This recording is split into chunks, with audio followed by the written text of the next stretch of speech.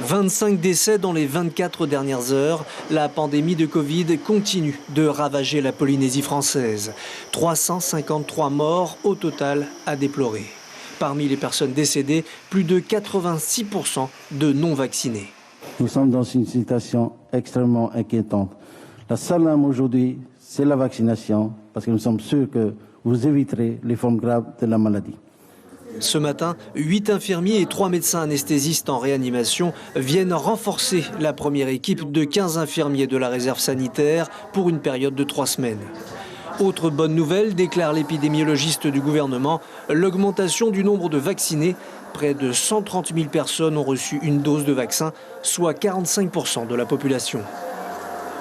Nous tous dans le Pacifique, on a vécu avec beaucoup de douleur l'épidémie de rougeole, c'est pas si loin, c'était fin 2019. Et vous vous rappelez que ce qui a permis d'endiguer l'épidémie de rougeole, qui avait fait quand même 80 morts, 80 enfants, c'était la vaccination massive. La population n'a jamais connu de crise comme celle-ci depuis la grippe espagnole. Et pour l'instant, elle ne perd pas de son intensité. Aussi, le confinement pourrait bien être prolongé.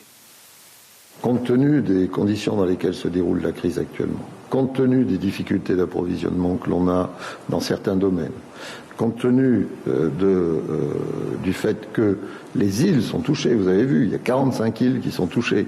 Compte tenu de tous ces événements, il reste une incertitude. Et en fonction de ce qui va se passer dans la semaine suivante, eh bien là, on déterminera s'il est nécessaire ou non d'allonger d'une semaine le confinement. Le personnel soignant attend toujours le pic de cette épidémie. L'information en continu sur Polynésie la première, Internet et réseaux sociaux.